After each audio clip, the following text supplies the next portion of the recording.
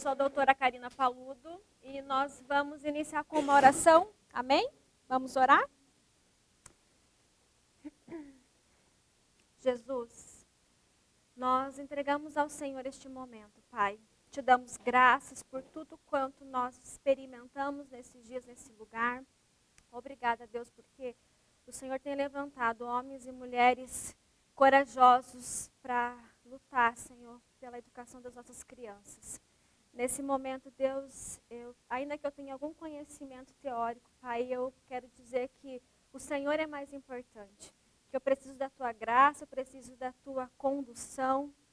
Pai, que o Senhor, Deus, venha tomar esse lugar para Ti, Pai. Pedimos que a Tua presença seja, Senhor, notável neste lugar. Que nós diminuímos, Deus, mas que o Senhor cresça nesse local, Pai. Pedimos a Tua presença, que todo impedimento caia por terra em nome de Jesus, que os nossos corações estejam abertos para receber mais de Ti nesta tarde. Pai, fica conosco, te convidamos, doce Espírito Santo, em o nome de Jesus. Amém. Bom, quero agradecer vocês por terem escolhido estar aqui. É uma grande alegria para mim tê-los. Eu gostaria de saber de vocês se vocês atuam com crianças, com alunos superdotados. Haja visto que essa é a nossa temática central desta tarde. Quem aqui atua com superdotados? Ele tem diagnóstico. Jóia. Você também, professora, tudo bem? Sim, na nossa escola tem um aluno que tem o diagnóstico da autoimmunidade. Jóia, muito bem.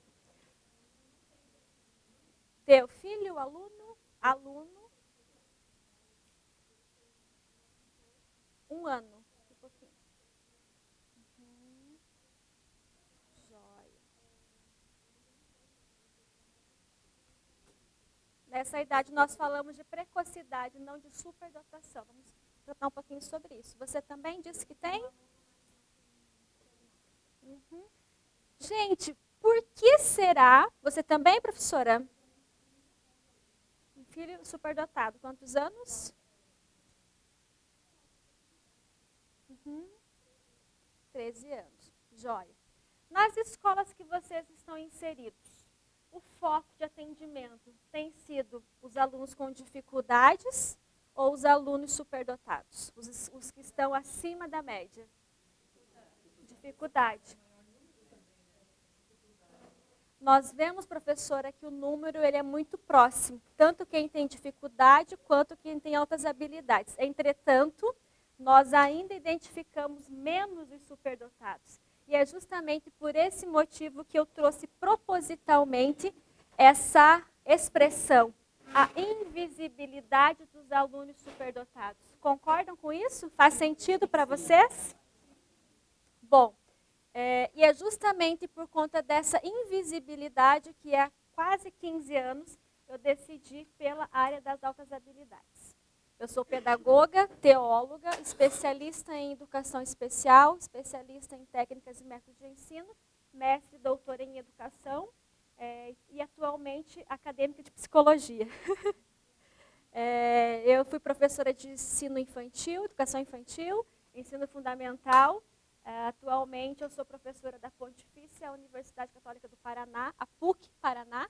Temos alguém do Paraná aqui, além do Seduca? Ali? Paraná, Curitiba? Jóia! Bom, vocês também? Pato Branco, eu sou de Foz do Iguaçu. Quando eu estava em Foz do Iguaçu, fui professora do município. Nesse inteirinho, eu comecei a universidade e foi quando eu tive acesso à área da superdotação, de modo bastante não intencional. Por acaso, boa tarde, por acaso eu estava lendo um material e eu vi o termo superdotado. Quando eu comecei a estudar, para o meu espanto, nós tínhamos no Brasil, isso em 2006, 7 livros. Tudo que nós tínhamos em termos de bibliografia no Brasil, se referindo ao aluno, à pessoa superdotada. E eu venho de Foz do Iguaçu, como muitos de vocês sabem, é uma região bastante desafiadora, porque nós estamos ali do ladinho da fronteira, né? O que nós temos de criança em situação de tráfico de drogas, por exemplo, extrema vulnerabilidade é muito alto. E quando eu me aproximei da área da superdotação, eu pensei, puxa, nós temos muitas crianças que estão nessa situação e são superdotadas. Portanto, eu preciso fazer algo por elas. E foi nesse contexto que eu entendi da parte do Senhor o chamado para trabalhar com superdotados, porque ainda é um público extremamente negligenciado. E, portanto, desde 2006 eu me dedico também à carreira de pesquisadora clínica. Tenho um consultório no qual, em Curitiba, 2 consultórios, nos quais eu me dedico à avaliação, identificação da criança, do adolescente e do adulto superdotado. Embora o meu métier seja a superdotação, eu tenho me dedicado também ao cuidado, à atenção de outros públicos, como crianças com transtorno de aprendizagem, autismo, dentre outras situações. Por quê? O grande propósito que eu entendi por parte de Deus na minha vida é olhar o potencial da pessoa. E qualquer criança tem potencial, não tem? Seja ela superdotada, seja ela com alguma deficiência. E o meu olhar tem sido para o potencial. Bom, então, em resumo, eu me dedico ao contexto de pesquisa científica, docência universitária e clínica, com esse olhar em relação ao potencial humano. E também atuo muito forte com as famílias, no contexto de consultório, fazendo um trabalho que nós chamamos de promoção de práticas parentais positivas.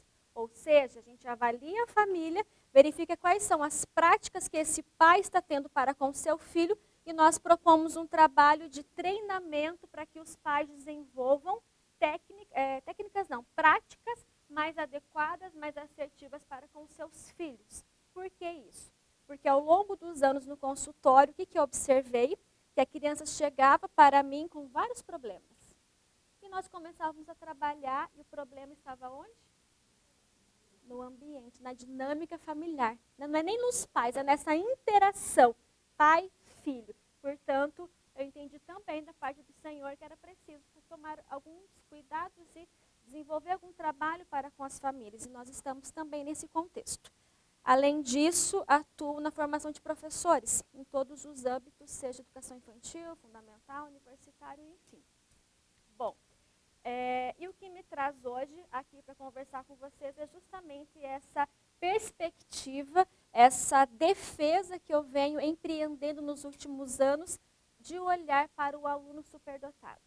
Confesso que eu sou novata na área de AEP, eu tenho me aproximado há algum tempo, mais ou menos 1 ano dos estudos, enfim, mas eu fico muito feliz porque antes de conhecer a visão, antes de saber o nome dela, eu já atuava por meio de princípios.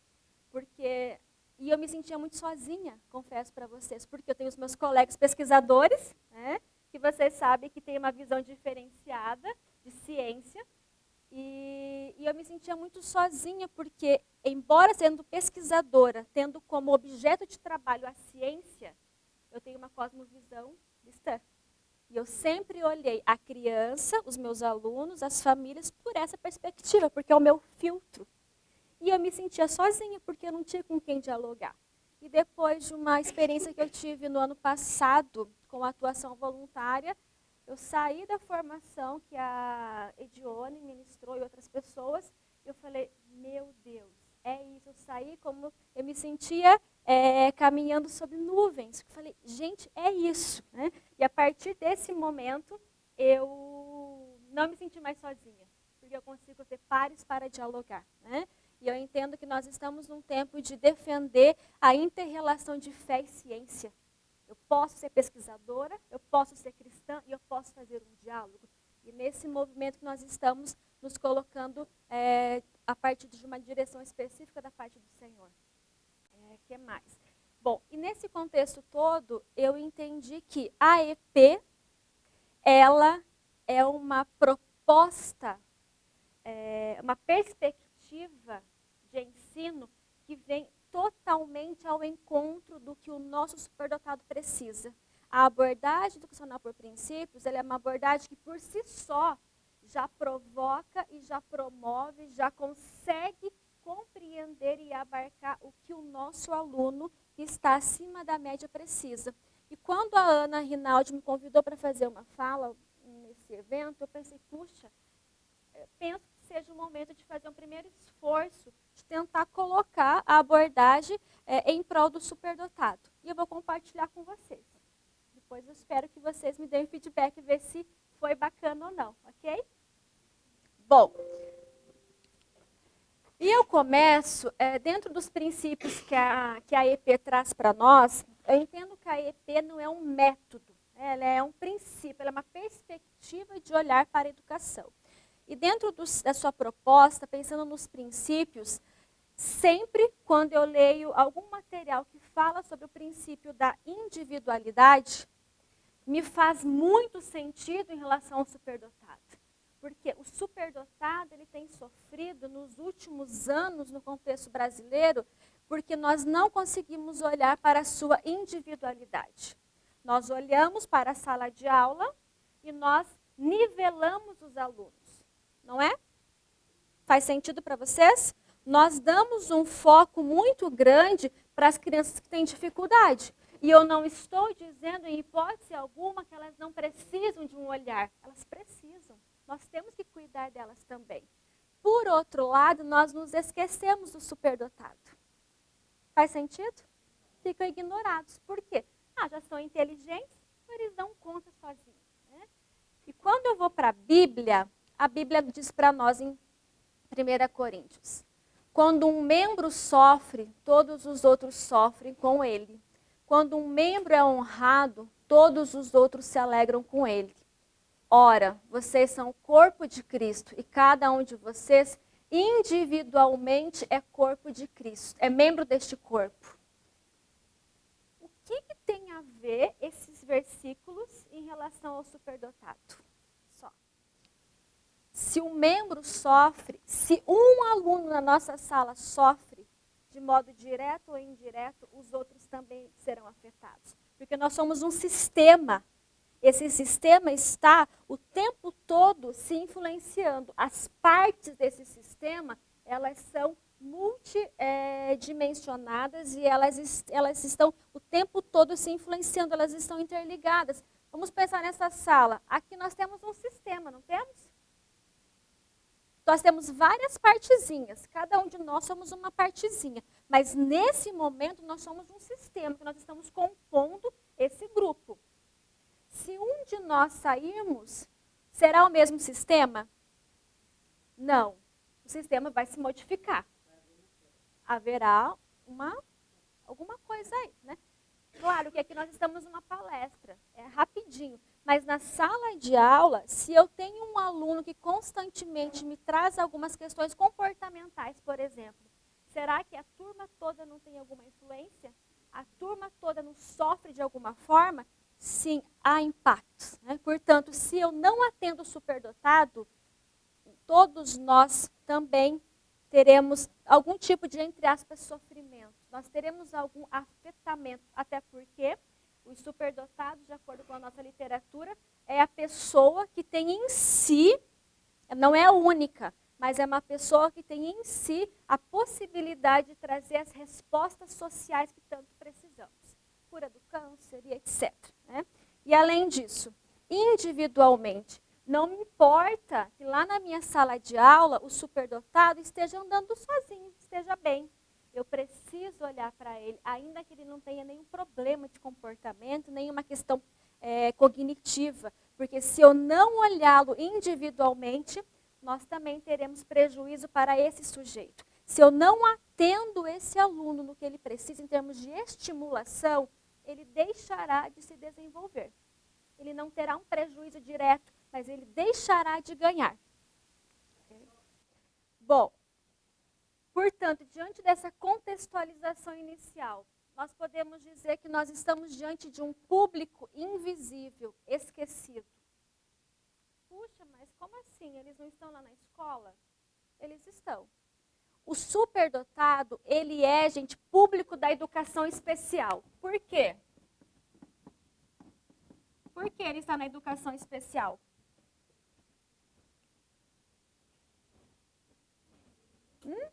Porque ele tem necessidades pedagógicas específicas, né? O superdotado, ele não tem, embora ele possa ter, mas nem sempre está associado ao seu perfil dificuldades escolares. Ele não tem dificuldade em entender o conteúdo, mas ele precisa do que nós chamamos de enriquecimento.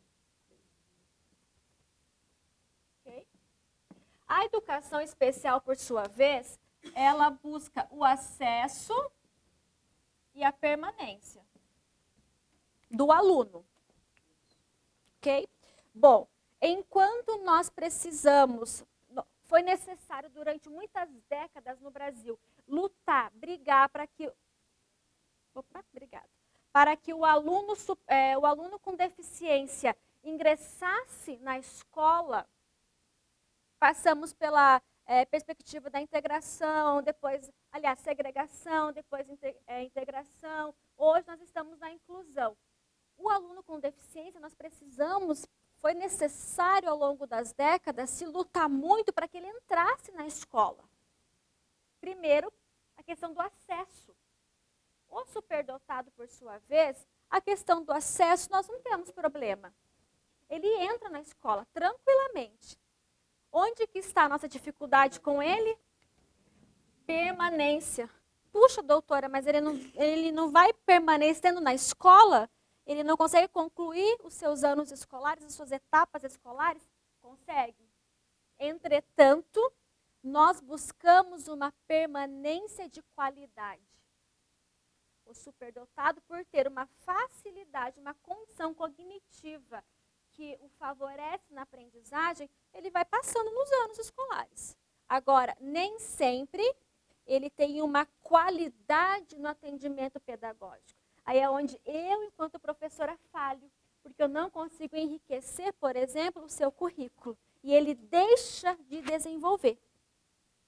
E é nesse contexto que nós falamos que nós estamos com um público invisível, esquecido. Quando nós falamos de educação especial, o que vem na nossa mente? Deficiências, né? O autismo. E nós raramente pensamos no superdotado. Porque, puxa, ele já tem algo a mais, já é mais inteligente, por que eu tenho que dar um atendimento diferenciado? Nós precisamos atendê-lo de modo diferenciado, até para prevenção. Por favor. Pode falar.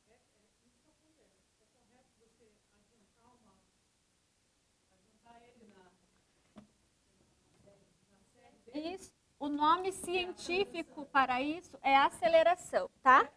Você segura um pouquinho, eu vou chegar lá. Okay? Bom, quem é o superdotado, gente? Quando nós falamos num aluno superdotado, o que é que vem à mente de vocês? Ótimo. Habilidade acima da média. Compreende na primeira. O que mais? Oi? Facilidade na aprendizagem. Joia. Mais alguma coisa? Mais curioso. Uhum. Questionador.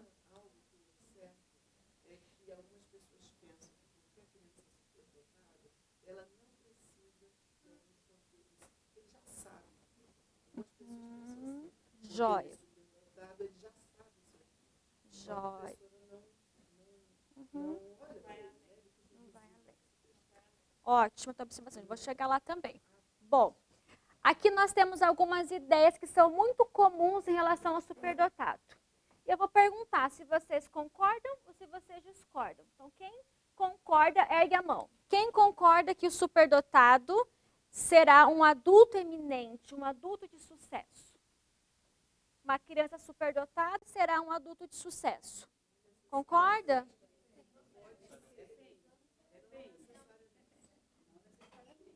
A superdotação é um potencial.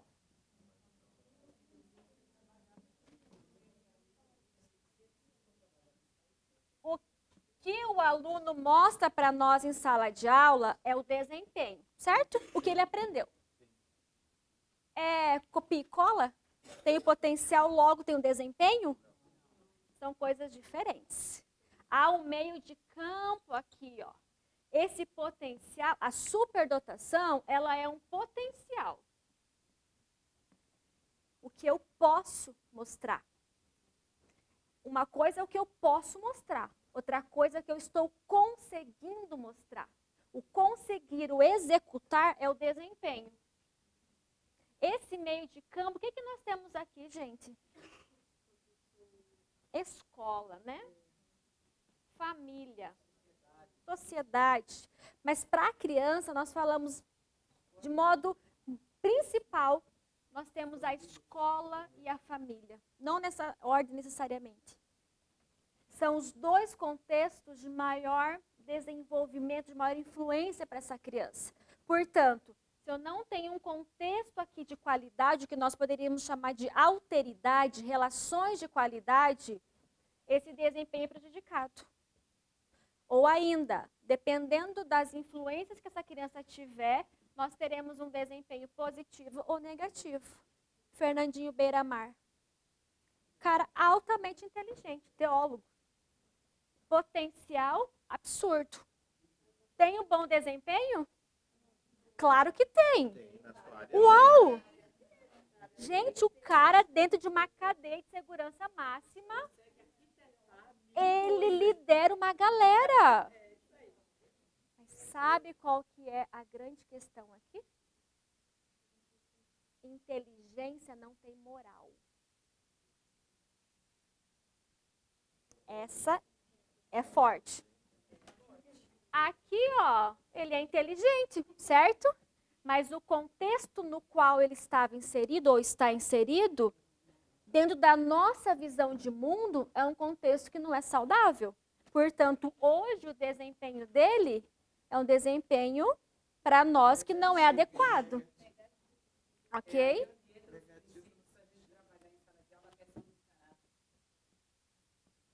AEP. Não tem a ver com isso aqui? Me veio isso agora, não tinha pensado. Verdade. Princípios. Faz sentido? Prosseguindo. É o aluno 10 em tudo. Quem concorda? Ué, mas ele não é inteligente?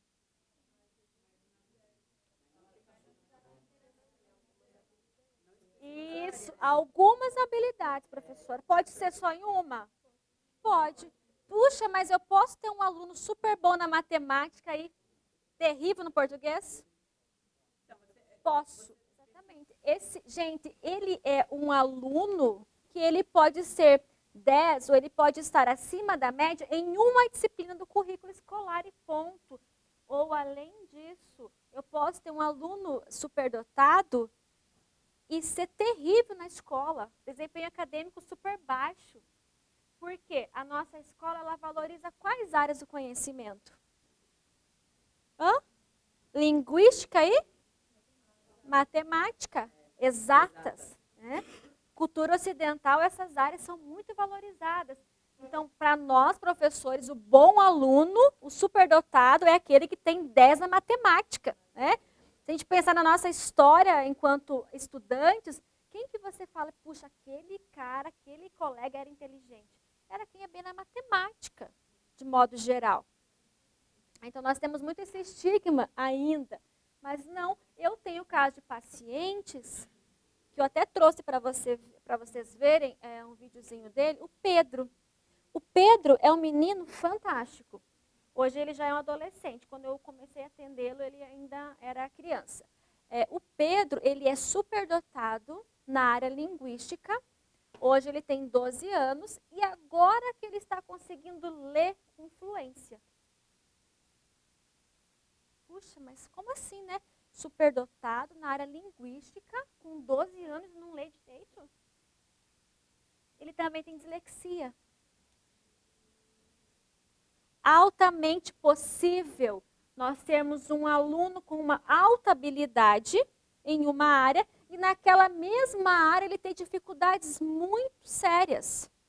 Puxa, mas como é que eu vou explicar? O Pedro, ele tem uma oralidade fantástica.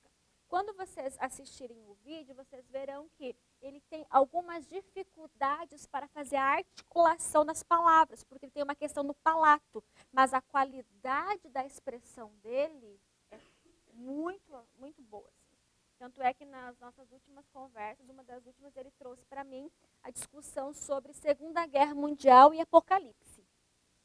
Eu estava super preparada, né, para discutir com ele sobre isso. Lógico, a qualidade da construção cognitiva dele é altíssima. Mas pergunto de novo, como é que eu tenho um superdotado, que eu laudei como superdotado, na área linguística, que aos 12 anos não lê? Temos alguém da área de linguística aqui? Quais são as áreas da linguística, professora? Basicamente falando. Ótimo. Leitura, escrita e oralidade. Gente, quais são as áreas que o transtorno de aprendizagem na área da leitura prejudica ou dislexia? Leitura e, por consequência, a escrita.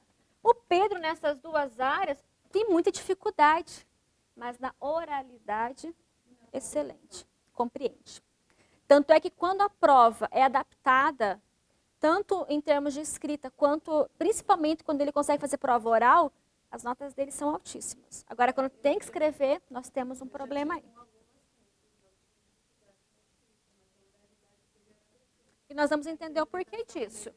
Sim, porque a pessoa, ela é um ser extremamente complexo. Eu posso perfeitamente ter uma alta habilidade em uma área e dificuldade em outra, sem nenhum problema. Todos nós aqui temos limitações e potencialidades. E ok. Bom, nós temos, quando nós olhamos para uma criança, enfim, para qualquer pessoa, independente da sua faixa etária, nós não olhamos só um ser cognitivo que está me ouvindo e aprendendo, nós olhamos um ser que está completo, integral, que é cognitivo, que é emocional e que é social, ok? E no nosso caso, que cremos que também é espírito. Glória a Deus por isso. Né? E esses fatores todos certamente vão influenciar a aprendizagem. Se você não estiver bem, se você tivesse com um problema sério com o seu filho, você conseguiria estar aqui tranquilo, me ouvindo? De forma alguma. De forma alguma. Até porque, pensando em processo neurocientífico aí, do neurodesenvolvimento, antes de um conteúdo ser cognitivo, ser consciente, antes de ser algo que eu possa fazer uma decisão com ele, ele passa por uma região chamada sistema límbico, uma região aqui do nosso cérebro. Amígdala. A amígdala é só uma das partes, nós temos outras, né? E esse sistema emocional é que vai, a partir do sistema emocional que vai filtrar o que é que vai ficar de fato retido de informação ou não. Não tenho tempo para aprofundar sobre isso, mas nós teríamos uma oficina só para falar sobre cognição, sobre a relação entre cognição e emoção. Se uma criança que não está bem emocionalmente, ela não vai conseguir aprender. Se a professora, que é uma referência para ela, diz que ela não vai conseguir, se a professora é uma figura de medo para ela, vai bloquear, com certeza. O nosso sistema límbico, automaticamente, ele levanta uma barreira de proteção. Tem algum perigo. O professor chegou, tenho medo do meu professor, puxa, é um perigo. Eu já travo. Neurologicamente falando, a gente trava. E não vai entrar nenhuma informação mesmo, ok? Então, realmente, algumas crianças não aprendem, não porque elas não têm potencial, gente, mas é por uma questão emocional. Certo? Prosseguindo. Voltando. Existem mais homens superdotados do que mulheres. Acho bom os meninos ficarem quietos agora. Acho bom. Quem acha que tem mais homens? É? Gente, a cada 10 crianças que eu avalio no consultório, em média, 8, 9 são meninos.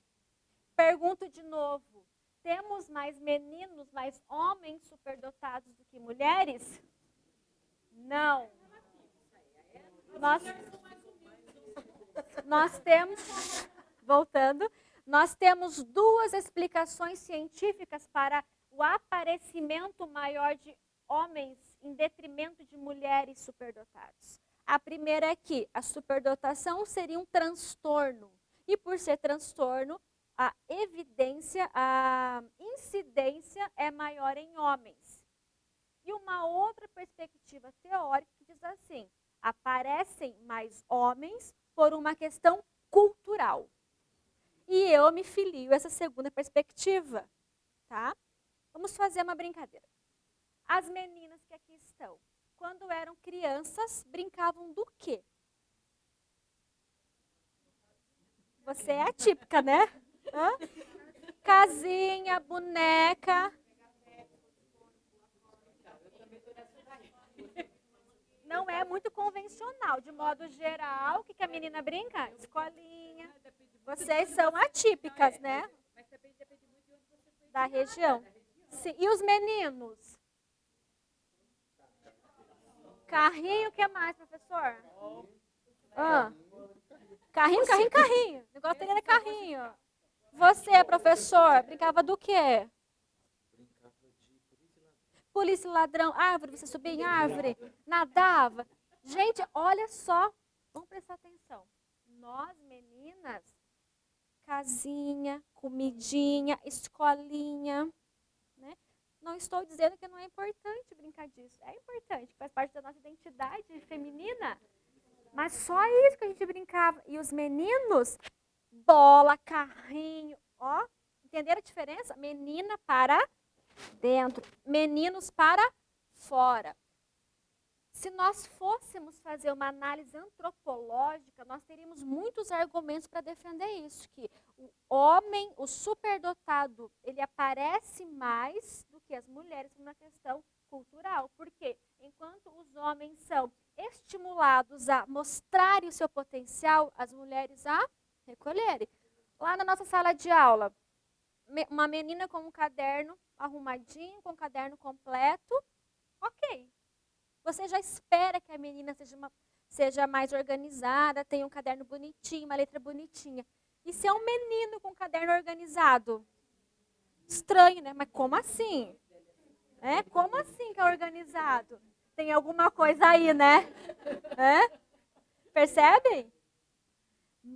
Se eu falar para você assim, é uma outra perspectiva, né? Se eu falar para você assim, nossa, que lenço bonito, o que você vai me dizer? Se eu falar para você, professora, nossa, como você é inteligente, o que você me responde? Não sabe? A maioria das pessoas que eu pergunto, elas dizem assim, quando eu elogio, né? Elas dizem, imagina, capaz, sou esforçada. Não é isso? Quem nunca falou? Eu já falei muitas vezes. Quando a gente elogia um lenço, paguei 10 na esquina. Foi doação. Gente, olha só. Foi mesmo que 10, né? Se você estiver num grupo lá de colegas que acabaram de se conhecer, e alguém chega e fala, nossa, que cabelo bonito, e você fala, obrigada, eu cuido bem, não sei o quê. O que vão falar de você? Gás da coca, né, gente? Porque culturalmente, nós mulheres somos conduzidas a sempre nos fecharmos, não mostrar nosso potencial. E essa é uma das razões pelas quais os homens aparecem mais. Mas nós sabemos que é a mesma incidência para homens e para mulheres em termos de potencial humano. Próximo. Estão nas classes socioeconômicas favorecidas. Hipótese alguma. Não precisam de atendimento educacional especializado. Mas eles já não têm algo a mais? É aqui, ó. Aí. No caso do superdotado, o atendimento especializado não é somente por questões cognitivas, embora elas também sejam importantes, mas é também por questões emocionais, questões sociais. E esse atendimento aqui, ó, é na sala de aula regular e no contraturno. Vou chegar lá daqui a pouquinho. E essa também é uma das razões que o fato de ser superdotado enquanto criança não me garante um futuro de sucesso. Se eu não tiver uma qualidade nesse atendimento, nós podemos ter uma criança em risco. Não precisam ser identificados. Não tem que fazer diagnóstico. Diagnóstico rotula. Para que diagnosticar? Vocês acham que eu tenho que identificar o superdotado? Claro, é uma questão de identidade, individualidade. Isso, professora. A identificação, o processo do diagnóstico do superdotado, ele vem para o sujeito, para a criança, para o adolescente, para o adulto, para a família e para a escola. Porque se eu tenho uma boa avaliação psicopedagógica, eu vou conseguir entender o perfil desse aluno e saber o que eu tenho que oferecer para ele. Porque não sei se para vocês, mas para mim não basta receber um aluno com um laudo de altas habilidades, falar, professora, se vira, atenda esse aluno, inclua. Tá, mas eu não sei qual área que ele é superdotado, eu não sei características do perfil dele, não sei nada. Basta ter um laudo? Não. Esse laudo vazio não nos interessa. Mas uma avaliação psicopedagógica, um perfil mapeado é fundamental. Para que essa família, inclusive, saiba como lidar com seu filho. Não cobre além do que ele possa oferecer. E dentre outras questões aí. Tá? Eu faço essa avaliação, quando eu faço em adultos, gente, é libertadora. Libertadora. Por quê? A pessoa passa anos da sua vida sem se entender.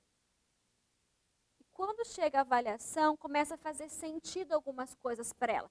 Características que até então ela via como negativas, agora ela entende a origem e que é algo positivo. Por exemplo, a sensibilidade. É muito comum o superdotado ser altamente sensível.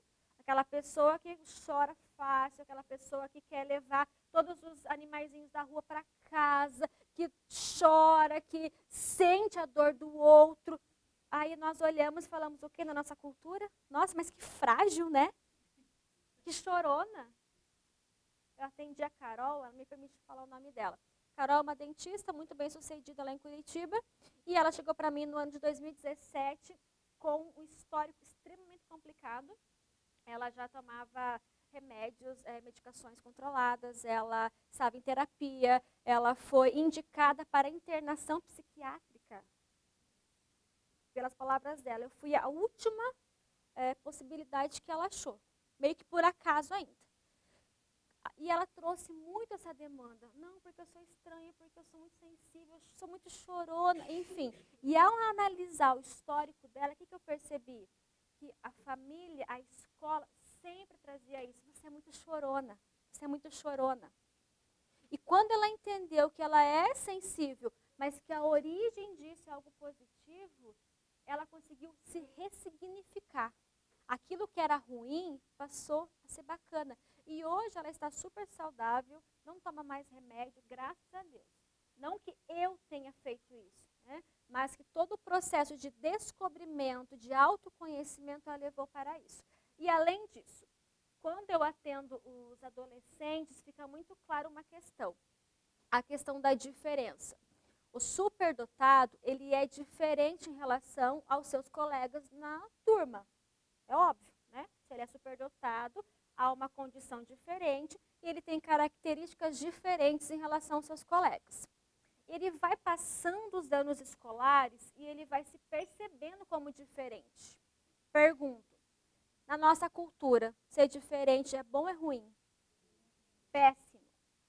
Imagina, ele vai passando os anos escolares, se percebendo como diferente. Na nossa cultura, ele sabe que é ruim, que não é legal ser diferente. Ele vai construindo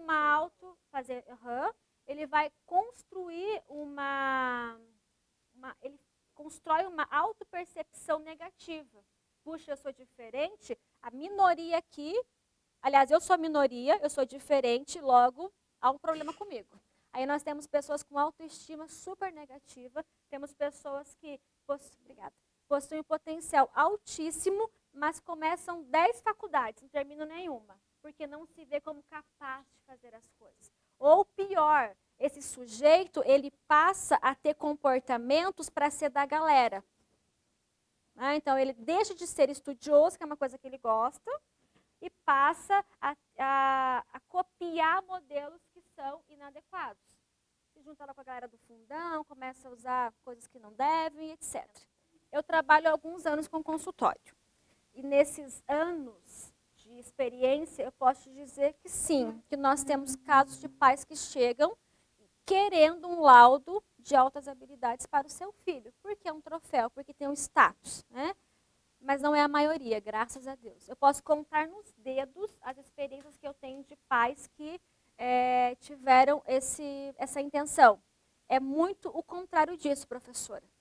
A maioria das famílias que eu atendo, elas chegam e falam assim, olha, doutora, eu estou aqui porque a escola mandou, mas eu não quero que ele seja superdotado.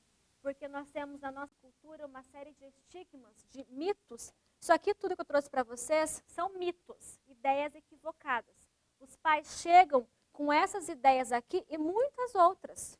Eles acham que o superdotado, ter um filho superdotado, quer dizer que eles terão um filho que não terá amigo, um filho que terá problemas emocionais.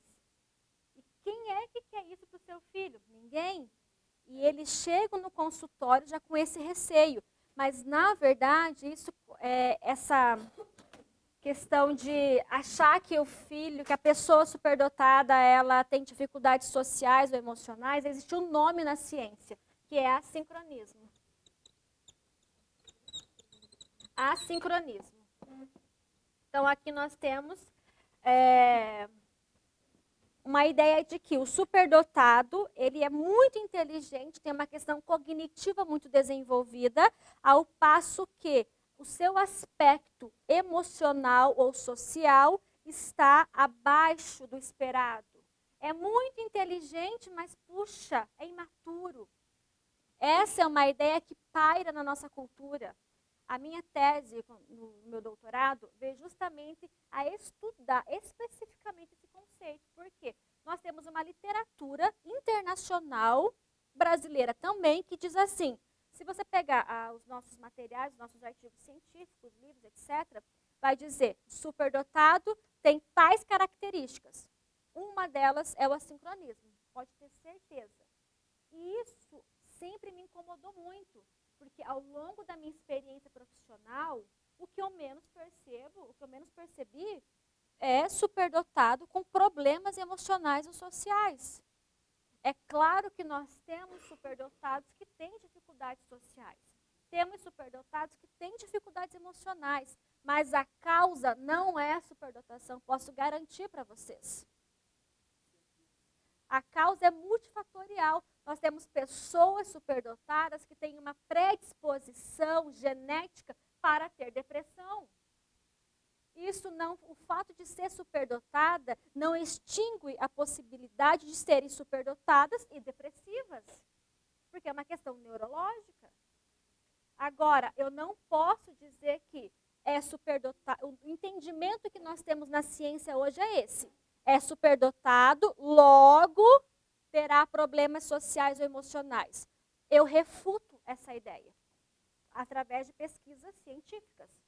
Não, não é assim. O superdotado pode ter problemas emocionais e sociais do mesmo modo que você e eu, não superdotado, podemos ter. Ok? Bom, aqui eu tenho para vocês o relato da Isis, que foi uma menina que eu atendi de 12 anos, para mostrar sobre a importância da identificação da superdotação para o sujeito. Ela diz assim, no começo eu tinha dificuldade na escola. Minha mãe falava que eu tinha defeito na matemática. Daí a pedagoga pediu para a prefeitura fazer um monte de testes comigo para saber o que eu tinha. Foi quando, no segundo ano, descobriram que eu tenho superdotação e dislexia. Eu entendi o porquê tinha algumas dificuldades, vi que não tenho problemas, uma doença. Desde esse momento, passei a tentar me entender e achar as melhores maneiras para eu conseguir aprender. faz sentido nós comunicarmos a esse aluno que ele é superdotado?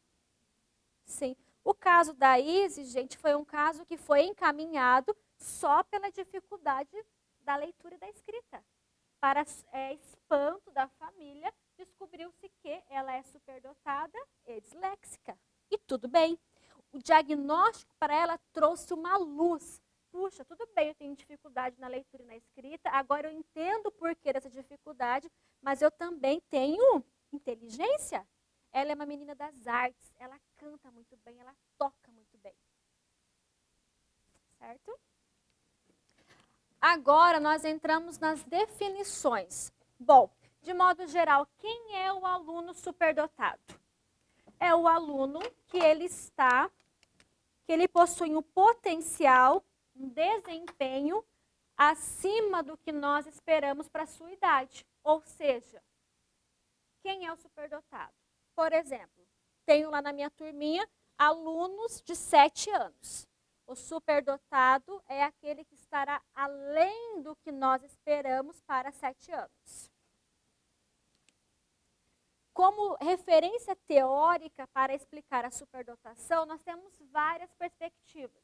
Eu escolho a teoria do Dr. Joseph Renzulli, que é um psicólogo norte-americano, referência internacional quando falamos em superdotação. E ele diz para nós o seguinte, que a superdotação, ou como ele nomeia, o comportamento de superdotação, se dá na inter-relação ou na intersecção de 3 anéis. Qual que é o primeiro?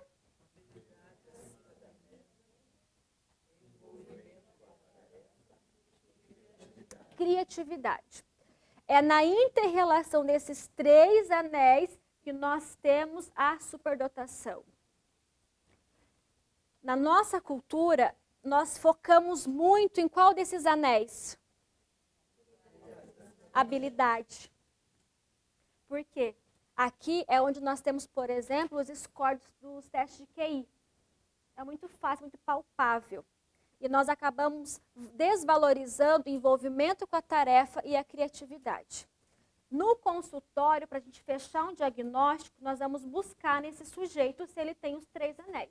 Na criança, gente, esses 3 anéis, eles estão bastante em movimento. Por quê? A criança está em desenvolvimento. Lá no adulto, nós temos esses 3 anéis equilibrados. É quando nós temos os experts, ou as pessoas referências em áreas específicas. Referência na física, referência na educação artística, etc. Qual é o espanto que nos causa? Porque nós ainda atrelamos uma habilidade acima da média às áreas acadêmicas. Né? Ao passo que nós nunca pensamos... Não. Então, são 2 tipos, eu vou chegar lá também. Tomara que eu tenha tempo, né? Então, gente, habilidade acima da média não quer dizer em habilidades acadêmicas, português e matemática. Não, nós podemos ter um aluno que ele é péssimo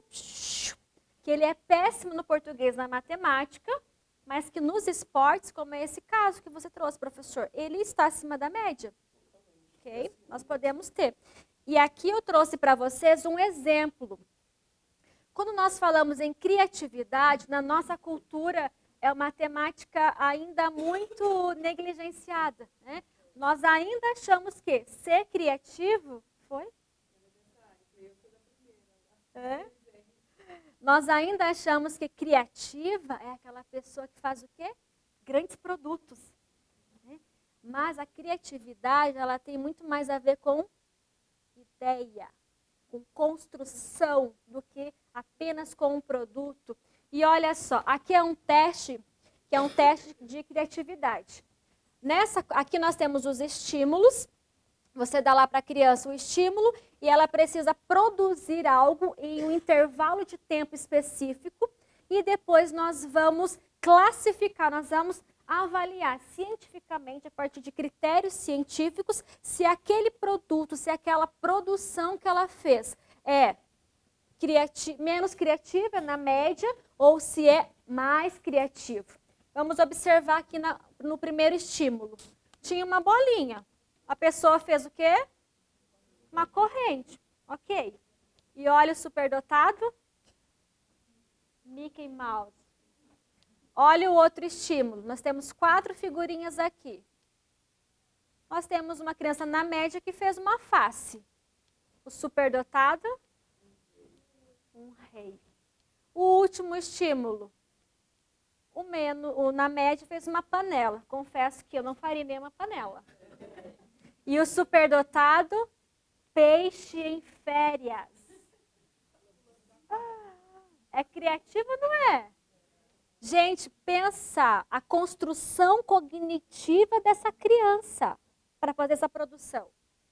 Será que na nossa sala de aula nós não podemos observar isso?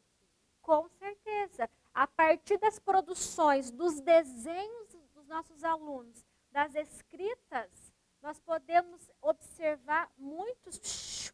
Um pouquinho. Nós podemos observar muitas crianças e adolescentes e jovenzinhos, adultos, enfim, que possuem indicadores de altas habilidades. Só que nós, enquanto professores, né, de cátedra, nós queremos as respostas do nosso jeito, do jeito que eu ensinei. Se não vier daquela maneira, nós refutamos. Por exemplo, atendi um menininho, isso tem mais ou menos uns 3 meses. Ele está acima da média na área da matemática, e ele fez uma prova de matemática e zerou. Chegou no consultório extremamente arrasado, muito chateado, e eu fui entender a situação. Quando eu peguei a prova, conversando com ele havia respondido a prova usando um mecanismo, uma lógica diferente à que a professora havia ensinado. Nessa prova, ele fez a primeira continha. Ele fez o processo que chama, né? O processo dessa continha. E as outras contas, ele colocou o resultado. Ele fez de cabeça e colocou lá. Aí a professora falou o quê? Colou. E zerou a prova dele porque ele havia colado. Ele entrou num sofrimento psíquico absurdo. Porque o superdotado, por ser geralmente mais sensível, tem um senso de justiça fortíssimo. Puxa, ele falava para mim assim, doutora Karina, como é que a minha professora, ela me conhece há 2 anos? Como é que ela falou que eu colei? Ela não sabe que eu jamais faria isso? E no caso dele, ele é um menino muito regradinho, muito correto. O fato da professora desconfiar dele, professora sendo uma pessoa que ele confiava até então muito, amava a professora, ter desconfiado, fez com que ele entrasse em sofrimento. Aí lá vai a Karina na escola para fazer mediação. Né? Deu tudo certo, mas o sofrimento aconteceu. E aqui, olha só que eu trouxe para vocês. Desenho de um paciente. Com qual idade vocês imaginam que essa criança fez essa produção? 5 anos? 7? Não vamos pensar que pode ser um superdotado. Na média. Na média, 3 anos? 7, 8.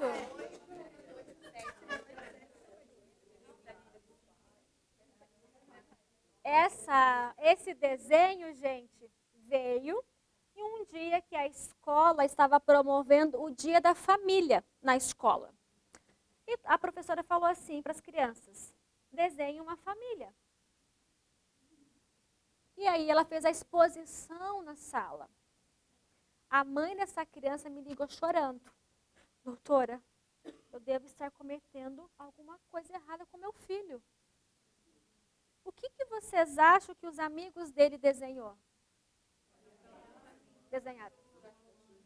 Desenharam a sua família. E ele desenhou o sítio do Pica-Pau Amarelo.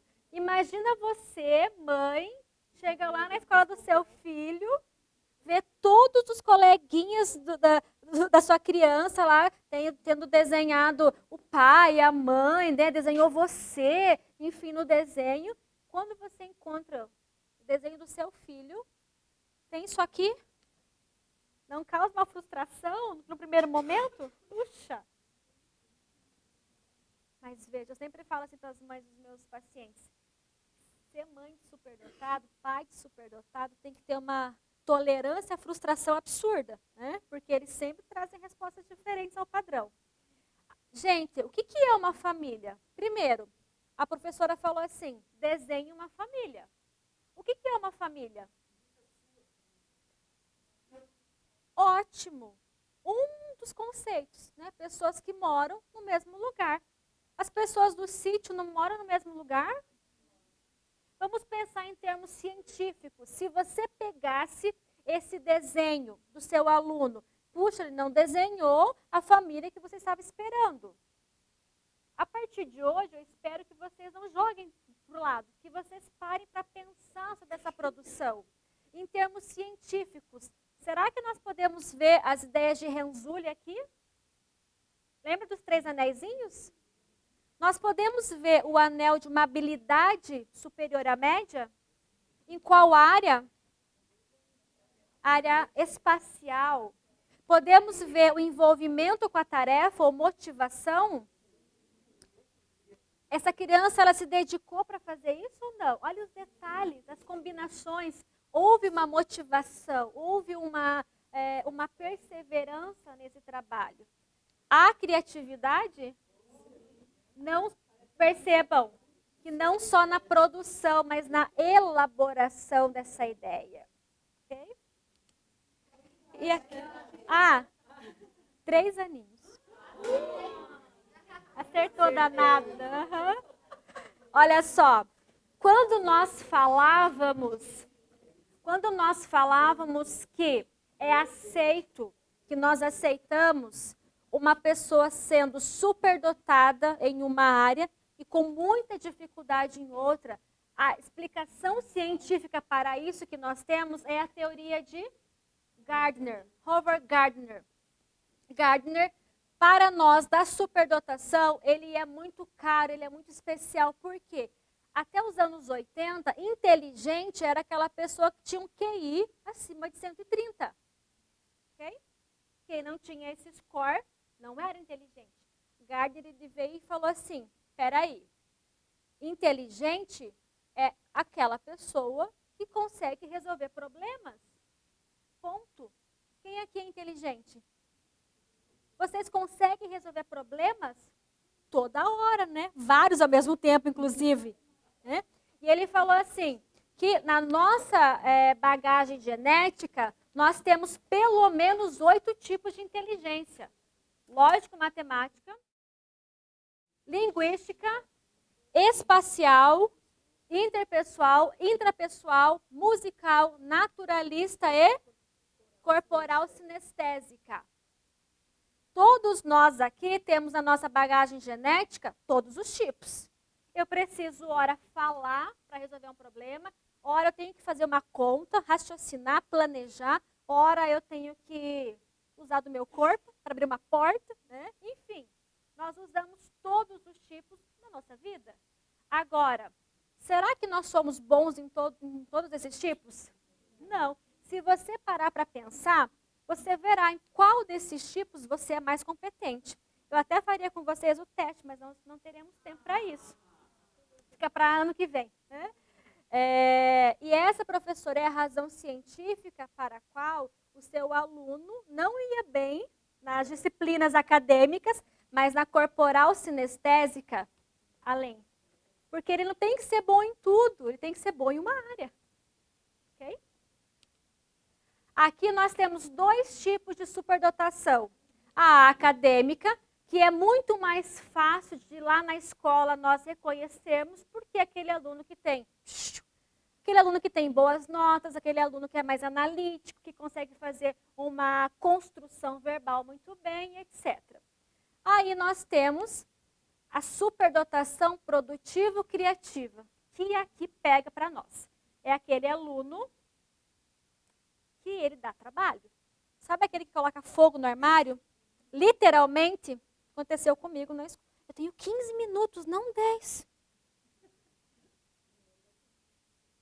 Ok? Gente, olha esse desenho aqui, ó. A criatura da criança, ela só não pega uma caixa de papelão. Ela faz lá o cavalinho e ainda entra no cavalinho e sai cavalgando. E é esse aluno que é o nosso maior risco quando nós falamos em superdotação, porque ele foge do padrão. É muito fácil para a gente dizer assim, olha, esse aluno é superdotado porque ele tem 10, porque ele tem um comportamento bacana, porque ele consegue se expressar muito bem, mas é aquele que está lá colocando a sala para quebrar. Termina rapidinho a tarefa e sai cutucando o colega, vai lá mexendo no teu armário, não para quieto, não para de falar. Esse é o criativo e é o que nos dá muito trabalho. E é o que mais precisa da nossa atenção. Portanto, gente, questionem quando vocês receberem um laudo de algum aluno com TDAH. Não que ele não possa ser, ele pode ser. Mas, pela experiência, muitos casos que eu já recebi no consultório de crianças com esse laudo que só eram superdotadas. Crianças que chegaram para mim já com laudo de TOD. Sabe TOD? TOD. Transtorno opositor desafiador. Aquela criança que... Eu tenho uma perspectiva diferente em relação a isso, mas o que a ciência coloca para nós é que tem pessoas que elas são naturalmente opositoras, naturalmente agressivas, que querem ferir o outro de modo natural. Conhecem alguém que é assim, né? Por isso, não, alguém. Por isso eu questiono esse laudo. Entenderam, né? Eu quis dizer. Entenderam? Mas nós, espiritual, né? Quem que é naturalmente o opositor, né? Portanto, não, assim, eu ainda farei um estudo sobre isso, porque é um diagnóstico muito novo. Não vou dizer que não exista, mas, pela minha experiência, pelos casos que eu já atendi com esse diagnóstico, totalmente reversível. E muitos casos que chegaram com esse diagnóstico só eram superdotados, ok? Já te dou... Oi? Sim, totalmente. Não vou dizer que a criança terá um padrão como que se espera para a idade dela, mas ela melhora com certeza. Gente, não tem criança que não possa aprender, criança que não possa desenvolver. Não existe. Desde que tenha uma boa intervenção. Só desculpe. É isso que eu falava no começo para vocês, que...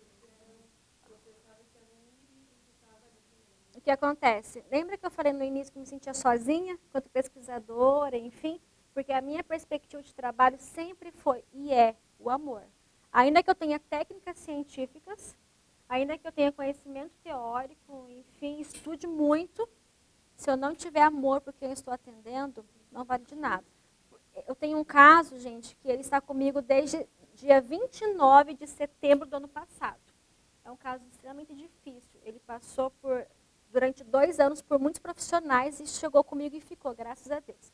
E no caso dele, eu não sabia o que fazer. Ele é um caso de TOD. E eu amei esse menino. Amei. Ainda que... Por que ele não ficou com nenhum outro profissional? Não estou dizendo que eu seja melhor, de forma alguma. Mas a técnica pela técnica não funciona. Ela vai até um tempo. Se eu não amar essa criança, essa família, esqueça, né? Gente, só uma coisinha. Eu vou precisar de 10 minutos a mais. Quem precisar sair, fique à vontade, tá? O que acontece? É muito comum, eu já vi vários casos assim na minha trajetória profissional, de famílias que ou o pai ou a mãe, ou os dois, não aceitam o diagnóstico. Aí a gente vai investigar o porquê e muitas vezes, ou é um preconceito, mas a maioria das vezes é porque o pai também é superdotado.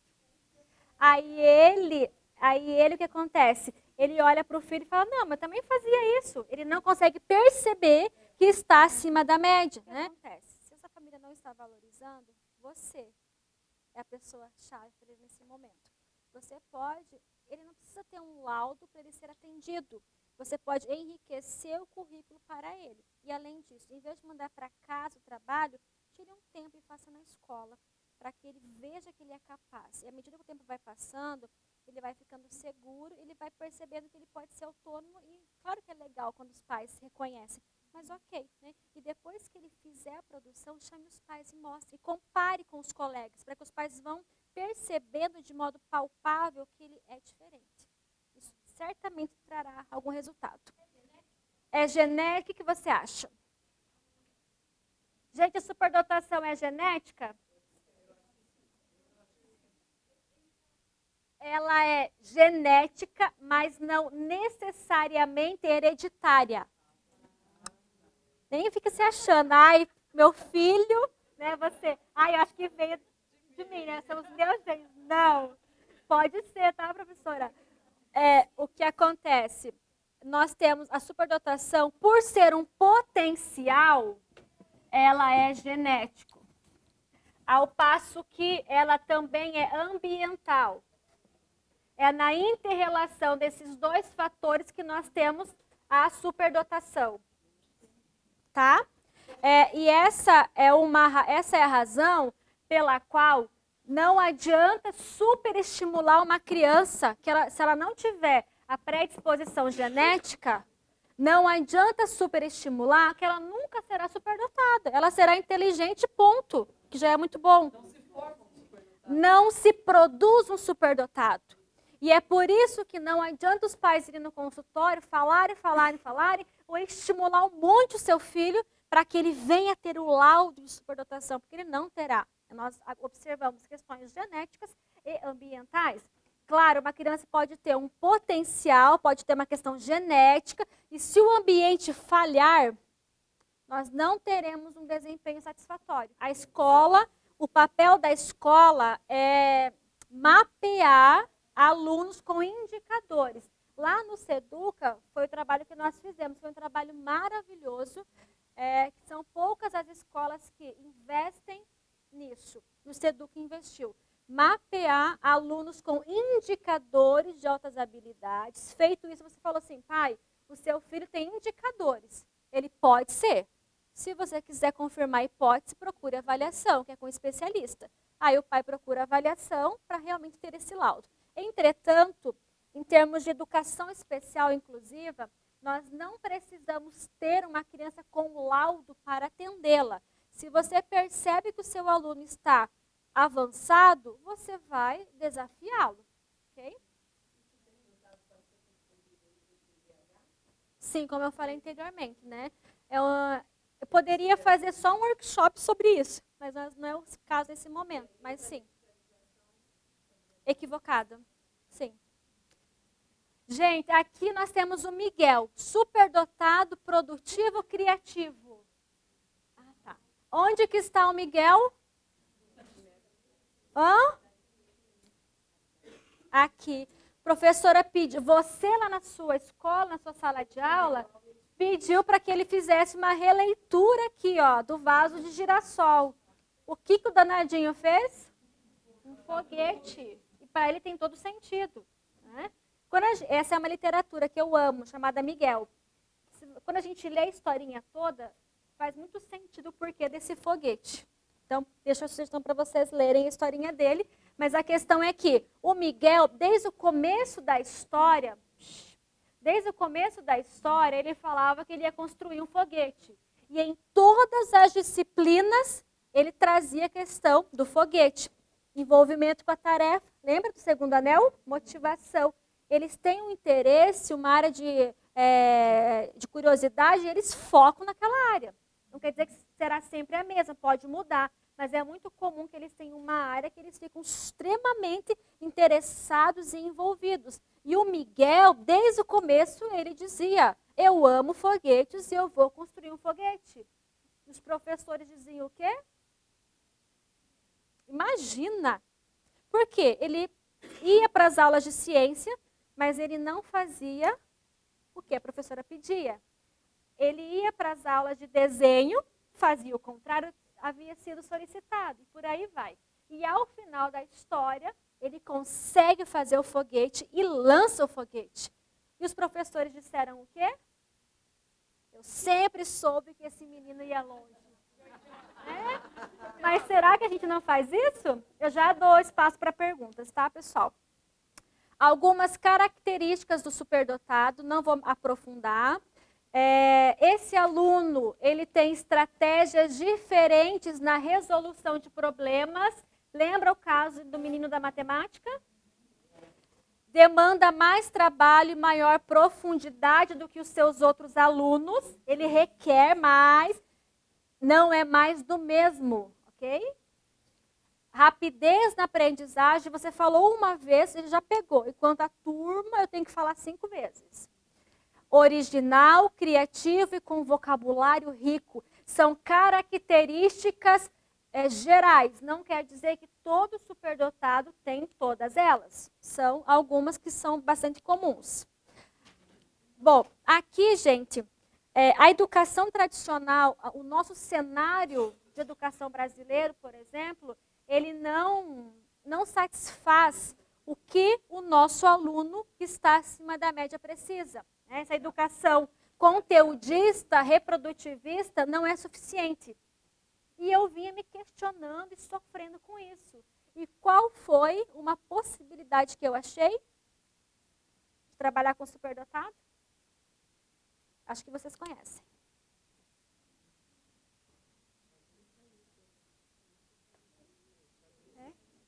Não é o xadrez. Vocês pensaram? Os princípios. AEP. AEP é um pressuposto educacional que está totalmente preparado e inclinado para atender o superdotado, em termos de pressuposto, em termos de entendimento.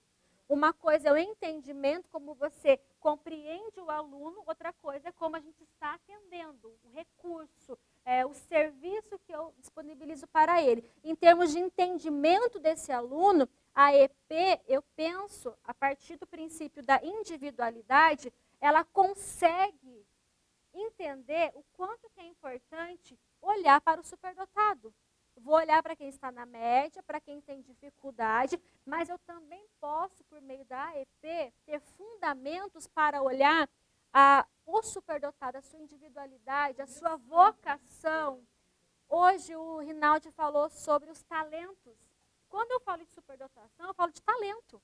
E toda criança tem um talento, né? Portanto, em termos de pressuposto, em termos de saber entender o superdotado, saber compreender a individualidade, a EP vem para mim no sentido de realmente nos ajudar. Ela já está à frente de outras abordagens educacionais no que se fala em estar aberta para atender o superdotado. E o porquê disso? A EP, na sua metodologia, ela já está com algumas predisposições para atender bem o superdotado. Claro que uma coisa é o entender o aluno, outra coisa é o serviço, é o atendimento de fato. Nós já conseguimos, por meio da abordagem, entender a importância da individualidade. Agora nós temos que avançar com a EP para atender o superdotado. E aqui, veja, a EP, ela traz para nós 4 pilares, né? O pesquisar, raciocinar, relacionar, registrar e aplicar. Esses 4 pilares é o que o superdotado precisa. Ele precisa de um espaço para pesquisar, para relacionar, para construir. E é justamente porque a escola tradicional não tem isso daqui que nós temos uma série de sofrimentos para o superdotado.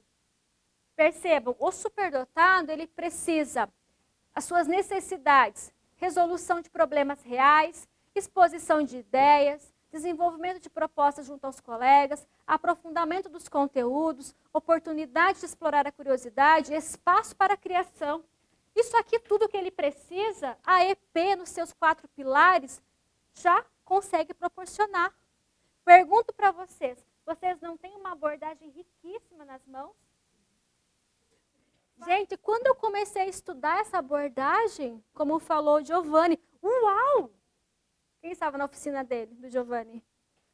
Meu Deus, faz todo sentido para mim trabalhar com a EP a partir de agora para atender o superdotado. Tanto é que eu tenho sugerido, fala baixo, me filmando, não vou falar baixo. Eu tenho sugerido para as famílias de superdotados buscar escolas que tenham essa abordagem. Porque eu entendo que essas escolas estão com uma predisposição para entender a individualidade do superdotado. Glória a Deus por isso. Se educa? Bom, caminhando para o fim agora, vou falar para vocês sobre o atendimento. Como é que eu vou atender o superdotado lá na escola onde eu estou. Lá na escola na qual você é professor, seja do infantil, do fundamental, do médio, enfim, como que nós atendemos o superdotado? Em termos de legislação brasileira, o superdotado, por ter condições de aprofundar e enriquecer conteúdos, ele deve receber o quê? Aonde? Lá na sua sala de aula. Concluir em menor tempo a série ou etapa escolar. A aceleração, que alguém me perguntou. A aceleração é um grande questionamento que nós temos dentro da ciência. Alguns teóricos defendem que o superdotado precisa ser acelerado e outros dizem, depende. Eu digo, depende. Pela minha experiência profissional, eu percebo que nós temos que olhar para o sujeito, analisar todas as suas... analisar todos os seus aspectos e ver se ele está preparado, se ele tem um perfil para ser acelerado. Tem crianças que não podem ser aceleradas porque elas não estão com um desenvolvimento adequado para isso. Ao passo que tem outros superdotados que eu preciso acelerar ontem, porque para ele é uma questão de saúde emocional. Imagina, uma criança que... Eu tive uma paciente que ela estava com 4 anos, gente, na educação infantil. Ela já estava lendo, escrevendo, formando pequenos textos, com 4 anos. Lá na escolinha, o que ela estava vendo? Cores, nome das letras. Será que para ela ir para a escola era legal? Ela desenvolveu uma frustração tão grande à escola que ela não queria mais aprender nada. Portanto, para ela, nós tiramos, nós colocamos lá no 2º ano. Saiu do infantil, foi para o 2º ano. Uau! Possível. É um caso que não é tão comum, mas ele pode acontecer quando essa criança tem um percurso que foi preparado, ela tem profissionais, ela tem família, tem escola juntas, trabalhando em prol desse desenvolvimento. E deu super certo, ela está super feliz. Bom, aqui olha só. Quando a gente fala, nós temos 2 formas de atender o superdotado. Aqui, ele tem que ser atendido em aceleração, quando é o caso, enriquecimento. Enriquecimento é para todos. Todo e qualquer superdotado tem que ser enriquecido. Lá na sua sala de aula, nós chamamos de enriquecimento intracurricular. Na sala de aula na qual o aluno está matriculado, ele tem direito a ser enriquecido. E no extracurricular, que é via sala de recursos. Vou falar apenas do atendimento intracurricular, já caminhando para o final, para que vocês tenham ideia de como que você, enquanto professor, pode fazer esse enriquecimento na sua sala de aula regular. Bom, nós podemos adaptar o currículo, aliás, nós temos que adaptar. Eu posso usar o PEI, né, o Programa Individualizado, para cada aluno, para que eu realmente entenda qual que é o perfil dele e eu vou adicionar ou eu vou excluir conteúdos. Eu tiro o que o aluno já domina e eu vou aprofundar. Dentro do currículo no qual estou trabalhando, eu vou pegar o conteúdo que ele já domina, eu tiro e eu aprofundo. Para quê? Para desafiar. Além disso, essa adaptação pode ser horizontal ou vertical. Vertical, quando eu faço esse enriquecimento, essa adaptação, esse PEI em uma disciplina. Horizontal, quando eu faço em 2 ou mais disciplinas, eu mesma, ou eu posso trabalhar com os meus colegas que dão outras disciplinas para ele. A mentoria e a tutoria. A mentoria ou mentoring é uma temática que nós estamos discutindo em âmbito internacional, que você coloca mentores para esse aluno. Ou seja, esse aluno, digamos que você esteja trabalhando o conteúdo X, ele já sabe esse conteúdo. Então, ele pode sair da sala nessa hora e ir lá fazer um trabalho com o professor da sua escola que seja especialista em alguma área que ele tenha interesse, para realmente mentorear, para que ele venha desenvolver o seu potencial. E também nós temos a tutoria. Esse aluno superdotado, ele pode ser tutor dos colegas da turminha. Ele pode ensinar. Isso nós vemos que dá muito resultado, porque a criança aprende muito mais quando ela ensina, né? E ele vai se sentir valorizado, a sua autoestima também será reforçada. Claro que eu não farei isso todos os dias, não vou colocar a criança para me ajudar todos os dias. E além disso, eu não vou colocá-la para fazer atividades que não são de desenvolvimento para ela. Ficar cortando papel lá, não dá, né? Ela não é um mini escravo. Mas é realmente colocá-lo numa situação de explorar os seus potenciais. Aqui eu tenho um exemplo. Quando eu ainda era professora do Fundamental, lá na Prefeitura de Foz do Iguaçu, eu era professora regente nesse ano, e eu estava trabalhando, o meu conteúdo era os meios de transporte. E em uma dessas aulas, esse menininho aqui, ele falou assim, conversando com ele, eu percebi que ele já conhecia todo o conteúdo que ia ministrar. Em Foz, nessa época, não tinha um trabalho para superdotados, como ainda hoje é super frágil, né? Mas naquela época, como eu já trabalhava com altas habilidades, eu vi que ali tinha alguma coisa. Ele não tinha um laudo, mas eu olhei e falei, puxa, tem alguma coisa aqui. E ele falou assim, prof, você sabia que o meu sonho é fazer um carrinho de controle remoto? Porque ele era um menino apaixonado por carros, ele fazia coleções. Vinha de uma família muito simples, não tinha às vezes nem comida, mas ele pegava do lixo os carrinhos, gente, e ia colecionando. Eu falei, você tem esse sonho? Eu tenho. Como ele já dominava o assunto que eu estava trabalhando, em 4 semanas eu criei um projeto, e nessas 4 semanas, a cada semana viria um voluntário, que era um engenheiro, que ajudaria esse menininho a fazer o carrinho. Eu não sei fazer um carrinho de controle remoto, mas eu conheço quem sabe fazer. Então, na época, eu chamei esse meu amigo e semanalmente, durante 4 semanas, esse meu amigo foi na escola e quando eu ia trabalhar esse conteúdo, a criança saía, ia lá para a coordenação e ficava desenvolvendo esse projeto com o engenheiro. Depois de 4 semanas, a gente teve lá o carrinho de controle remoto. E eu soube que esse menininho aqui, ele está na universidade fazendo engenharia mecânica. Não vou dizer que fui eu que proporcionei isso, mas quem sabe eu tenha sido um instrumento. Né? Então, veja, ele não tinha um lado, acho que até hoje não tem, mas eu não precisei ter um documento que atestasse que o meu aluno tinha um potencial diferente. Eu estava observando. Né? Então, você e eu podemos fazer isso, sem menor dúvida. Bom, ufa. Deixo para vocês aqui a minha página do Facebook, doutora Karina Paludo. Para quem tiver interesse, eu publico periodicamente materiais sobre altas habilidades, sobre educação. Muito obrigada pela atenção de vocês. Foi uma grande alegria estar com vocês.